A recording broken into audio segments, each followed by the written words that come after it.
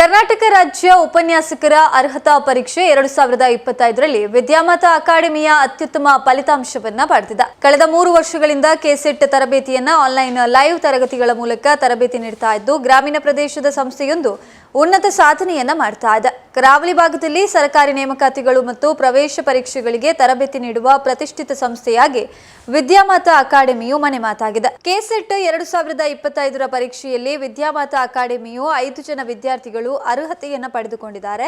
ಪುತ್ತೂರು ಸಾಮೆತಡ್ಕ ನಿವಾಸಿ ಲ್ಯಾನ್ಸಿ ಮಸ್ಕರಿನಸ್ ಇವರ ಪತ್ನಿ ಸರ್ಕಾರಿ ಪ್ರಥಮ ದರ್ಜೆ ಕಾಲೇಜು ಉಪ್ಪಿನಂಗಡಿಯಲ್ಲಿ ಅತಿಥಿ ಉಪನ್ಯಾಸಕಿಯಾಗಿ ಕಾರ್ಯನಿರ್ವಹಿಸ್ತಾ ಇರುವ ಪ್ರಿಯಲತಾ ಡಿ ಸಿಲ್ವಾ, ಹಾಗೆಯೇ ಕಡಬ ತಾಲೂಕು ಏನೆಕಲ್ಲು ಬಚ್ಚನಡ್ಕ ನಿವಾಸಿ ದಿನಕರಗೌಡ ಮತ್ತು ವಾರಿಜ ದಂಪತಿಗಳ ಪುತ್ರಿ ಧನ್ಯಶ್ರೀ ಬಿವಿ, ಹಾಗೆಯೇ ಬೆಂಗಳೂರು ಉತ್ತರಹಳ್ಳಿ ನಿವಾಸಿ ಪ್ರವೀಣ್ ಕುಮಾರ್ ಇವರ ಪತ್ನಿ ಆರ್ಎನ್ಎಸ್ ಪಿಯು ಕಾಲೇಜು ಆರ್ಆರ್ ನಗರ ಬೆಂಗಳೂರು ಇಲ್ಲಿ ಉಪನ್ಯಾಸಕಿಯಾಗಿರುವಂತಹ ವಿದ್ಯಾಶ್ರೀ, ಹಾಗೆಯೇ ಹಾಸನ ಜಿಲ್ಲೆ ನರಸೀಪುರ ಮಾಯಾಗೌಡನಹಳ್ಳಿ ನಿವಾಸಿ ಮಂಜುನಾಥ ಎಂವಿ ಇವರ ಪತ್ನಿ ಪ್ರಿಯಾಂಕಾ ಕೆಎಸ್, ಹಾಗೂ ಸುಳ್ಯ ತಾಲೂಕು ಮಡಪಾಡಿ ಪಣಿಯಾಲ ನಿವಾಸಿ ವಿಪಿನ್ ಎಂ ಇವರ ಪತ್ನಿ ಶಾಲಿನಿ ಎಜ್ಜೆ ಕರ್ನಾಟಕ ರಾಜ್ಯ ಉಪನ್ಯಾಸಕರ ಅರ್ಹತಾ ಪರೀಕ್ಷೆಯಲ್ಲಿ ಅರ್ಹತೆಯನ್ನ ಪಡೆದಿರ್ತಾರೆ.